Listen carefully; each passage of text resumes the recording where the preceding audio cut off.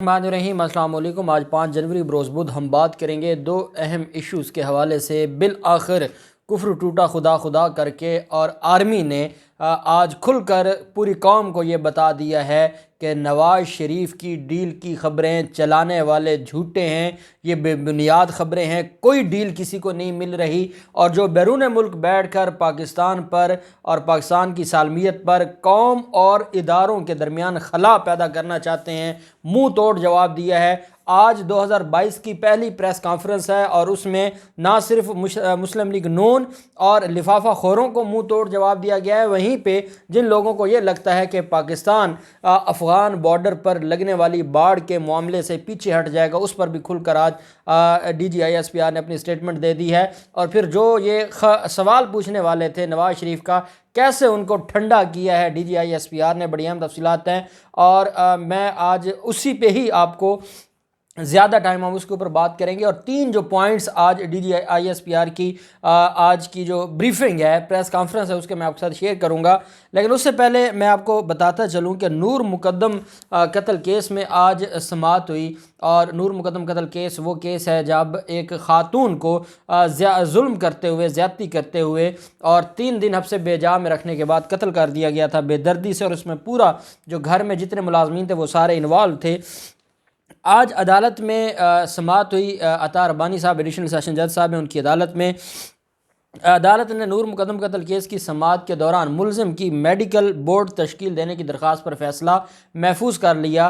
ملزم ظاہر جعفر کی طرف سے یہ درخواست دی گئی تھی کہ میں پاگل ہوں، نفسیاتی مریض ہوں، اور میرا معائنہ کروایا جائے، اور وہ بھی چاہتے ہیں کہ شاید نواز شریف کی طرح کو میڈیکل بورڈ بن جائے گا، اس کو یہ مینج کر لیں گے، پیسہ بہت ہے، اور جو ظاہر جعفر کی والدہ ہے جس کی ضمانت منظور ہو چکی ہے، وہ باہر عصمت جو ہے وہ باہر بیٹھ کر ساری چیزیں مینج کر لی ہیں۔ انہوں نے بڑے لیول کے انہوں نے وکلا کو ہائر کیا، اور وہ ان سارے معاملات کو اب چاہتے یہ ہیں کہ اس کو کسی طریقے سے جو ایڈجسٹ کیا جائے، اور اس سارے معاملے پر وہ ریلیف لینا چاہتے ہیں۔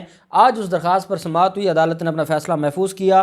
پبلک پروسیکیوٹر حسن عباس نے عدالت کو بتایا کہ ملزم نے دوران سماعت کہا تھا کہ مجھ پر دفعہ 201 کیوں لگائی گئی، ذاکر جعفر کی کمپنی عہد جعفر کے نام سے ہے، اور تصویر ظاہر جعفر کی لگی ہوئی ہے۔ پبلک پروسیکیوٹر نے عدالت کو یہ بھی بتایا کہ جس جگہ وقوع پیش آیا وہ انہوں نے کمپنی کا برانچ دفتر بنایا ہوا ہے۔ پرائیویٹ اسکول میں مرکزی ملزم بچوں کی کونسلنگ کرتا رہا ہے۔ پبلک پروسیکیوٹر حسن عباس نے عدالت سے استدعا کی کہ ملزم کے میڈیکل بورڈ کی جو درخواست ہے اس کو مسترد کیا جائے۔ ملزم کے وکیل نے عدالت میں کہا کہ مرکزی ملزم ظاہر جعفر پر مقدمے کے بعد میڈیکل پینل بنانے کی درخواست دی گئی ہے۔ ملزمان کے وکلاء نے کہا کہ سوشل میڈیا پر ہمارے موکل کو گالیاں دی جا رہی ہیں۔ نور مقدم قتل کیس کے مدعی شوکت مقدم کے وکیل شاہ خاور ایڈوکیٹ نے کہا کہ ہماری طرف سے ایسا کچھ نہیں ہو رہا، اور ایسا ہونا بھی نہیں چاہیے۔ ویسے بھی میں حیران ہوتا ہوں کہ جس بے دردی سے اس نے قتل کیا ہے، اور جس طریقے سے وہ سی سی ٹی وی فوٹیجز ہیں کہ وہ خاتون بار بار نور مقدم اپنے آپ کو بچانے کی کوشش کرتی ہیں، اور یہ درندہ اس کو دوبارہ پکڑ کے واپس کمرے میں لے جاتا ہے۔ تو ایسے درندے کو، اور کیا جناب کو آپ ہی ہمیں بتا دیں کوئی بڑا رسپیکٹیبل کوئی نام ہو اس درندے کا، تو ہم اس سے پکارتے ہیں۔ پھر یہ تو ایک قاتل ہے، اب قاتل کو اگر قاتل ہی نہیں کہنا تو پھر کیا کہنا ہے؟ پھر اس کو معزز قاتل کہیں، پھر کیا کہیں؟ تو یہ ایک بڑے دکھ کی بات ہے کہ جو یہ کہا گیا ہے عدالت میں۔ دوسری طرف عدالت نے ملزم کی میڈیکل بورڈ تشکیل دینے کی درخواست پر فیصلہ محفوظ کیا، اور نور مقدم قتل کیس کی سماعت 15 جنوری تک ملتوی کر دی۔ نور مقدم قتل کیس کے مدعی شوکت مقدم کے وکیل شاہ خاور نے عدالت میں احاطہ عدالت میں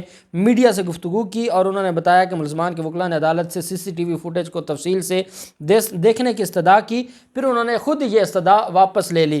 عدالت میں انہوں نے یہ بھی کہا کہ ہم سی سی ٹی وی فوٹیجز دیکھنا چاہتے ہیں، پھر یہ بھی کہا کہ میڈیا اور باہر لوگوں کو نکال دیا جائے، اور اس کے بعد خود ہی اپنی جو سی سی ٹی وی فوٹیجز دیکھنے کی استدعا تھی اس کو واپس لے لیا، کیونکہ کوئی بھی انسان وہ دیکھ ہی نہیں سکتا، اتنی درندگی ہوئی ہے کہ ایک عام آدمی کا دل پھٹ جاتا ہے اس ظلم کو دیکھتے ہوئے، تو کیسے کون دیکھ سکتا تھا؟ انہوں نے خود استدعا واپس لی۔ مدعی کے وکیل نے کہا کہ عدالت سے استدعا کریں گے کہ نور مقدم قتل کیس کا اوپن ٹرائل ہی رہنے دیں۔ امید ہے میڈیکل پینل کی درخواست پر عدالت آج فیصلہ سنا دے گی۔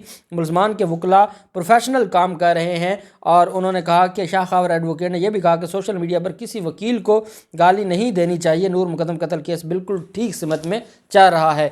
جو ظاہر جعفر کے وکلاء کی حد تک مجھے نہیں لگتا کہ کوئی گالیاں دے گا۔ وکیل نے جو ان کی سے فیس لی ہے وہ اپنا کیس لڑ رہے ہیں۔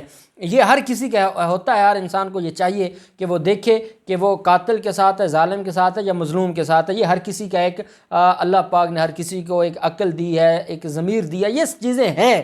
لیکن اگر کوئی صرف اپنے پروفیشن کو ہی دیکھتا ہے اور ان چیزوں کو نہیں مد نظر رکھتا، یہ اس کا جو رائٹ ہے اور وہ اس کو کرے۔ تو ہم تو صرف ذاکر جعفر، ظاہر جعفر، عصمت آدم جی اور اس پورا جو 6 ملازمین تھے اس فزیو تھراپی کلینک کے، ہم تو ان کے حوالے سے بات کرتے ہیں، اور ہم تو درندہ بھی صرف ظاہر جعفر کو کہتے ہیں، ذاکر جعفر کے حوالے سے بھی ایسے الفاظ استعمال نہیں کیے۔ تو اب دیکھتے ہیں کہ 15 جنوری کو کیا ہوتا ہے اور یہ معاملہ آگے کہاں جاتا ہے۔ دوسری طرف بڑی ڈیٹیل 2022 کی پہلی پریس کانفرنس کی ہے DGISPR نے، اور انہوں نے کہا ہے کہ جو معاملہ ہے نواز شریف کا، اور نواز شریف کے معاملے پر آج کھل کر بات کی ہے۔ پاک فوج کے جو شعبہ تعلقات عامہ ISPR کے director general major general Babar Iftikhar نے سابق وزیر اعظم نواز شریف کی وطن واپسی کے حوالے سے ڈیل کی باتوں کو قطعی طور پر مسترد کر کے جو مسلم لیگ نون یا وہ لفافہ خور صحافی جو یہ بات اٹھا رہے تھے ان کے منہ پر دے مارا ہے۔ سوال بھی انہی کی طرف سے پوچھا گیا۔ یہ پہلی پریس کانفرنس تھی، اور اس میں اس وقت سامنے آئی جب دنیا میں مقبوضہ جموں کشمیر کا یوم حق خود ارادیت منایا جا رہا ہے۔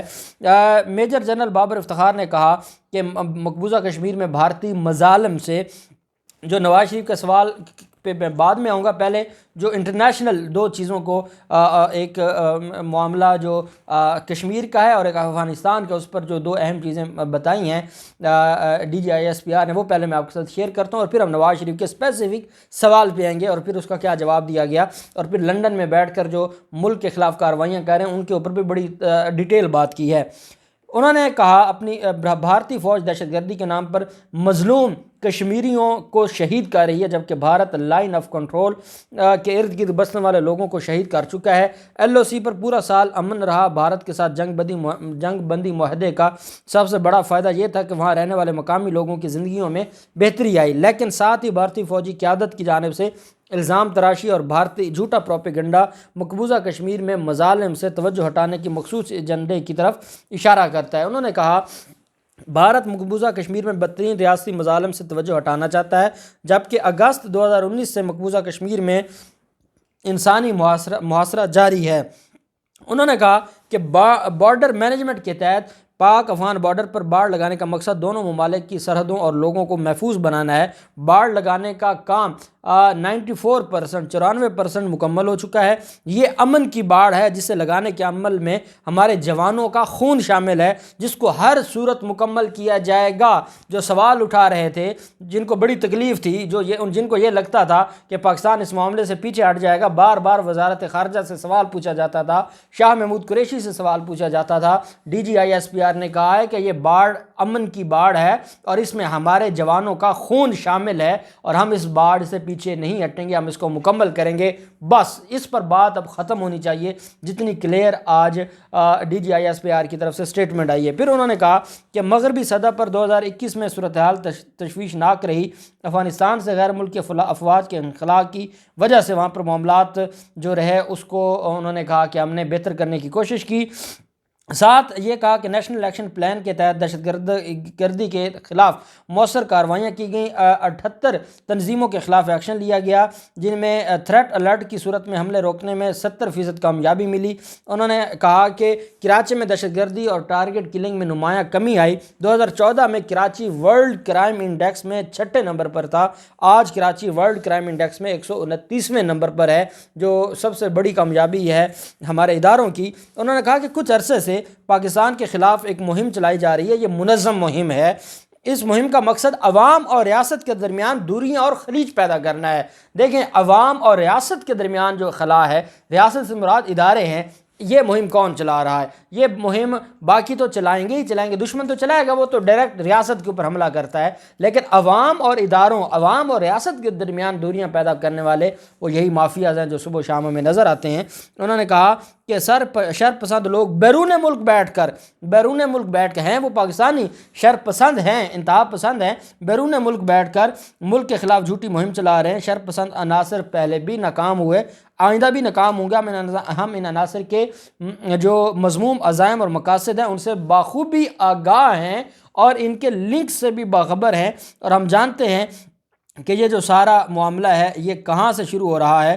انہوں نے کہا کہ سابق وزیر اعظم نواز شریف کی وطن واپسی سے متعلق ڈیل کی خبروں کے سوال پر D G I S P R کا کہنا تھا کہ ڈیل سے متعلق سب باتیں بے بنیاد افواہیں ہیں جن پر ہم جتنی کم بات کریں گے اتنا فائدہ ہوگا، کیونکہ یہ غیر ضروری بات ہے، کسی طرح کی کوئی ڈیل نہیں ہو رہی اور یہ سارا جھوٹا افواہ ہے۔ انہوں نے کہا سول ملٹری تعلقات میں کوئی مسئلہ نہیں ہے اور اسٹیبلشمنٹ کو ڈیل اور اس طرح کی باتوں سے خدا کے لیے باہر رکھا جائے۔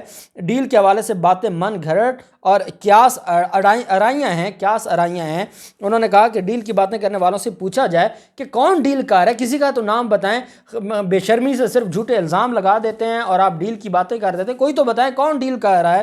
اور انہوں نے کہا کہ موجودہ حکومت کے ساتھ ہم کھڑے ہیں، اسٹیبلشمنٹ اور سول ملٹری جو تعلقات ہیں وہ آج بھی عروج پر ہیں، وہ ہمیشہ عروج پر رہیں گے۔ فوج اپنا کام کر رہی ہے، حکومت اپنا کام کر رہی ہے، کچھ لوگ بیرون ملک بیٹھ کر پاکستان کو نقصان پہنچا رہے ہیں، وہ ریاست اور عوام اور اداروں کے درمیان خلیج پیدا کرنا چاہتے ہیں، وہ ناکام ہوں گے، اور ڈیل والے یہ خبریں بے بنیاد ہیں اور ان کو ہمیشہ کی طرح رسوائی ہوگی، یہ آج کلیئر کر دیا ہے D G I S P R نے۔ اب دیکھتے ہیں اس پر مسلم لیگ نون کا کیا بیانیہ سامنے آتا ہے، جو بھی تفصیلات ہوں گی آپ کے ساتھ شیئر کرتے رہیں گے۔ اللہ پاک پاکستان گامی و ناصر ہو۔ بہت شکریہ، اللہ حافظ، پاکستان زندہ باد۔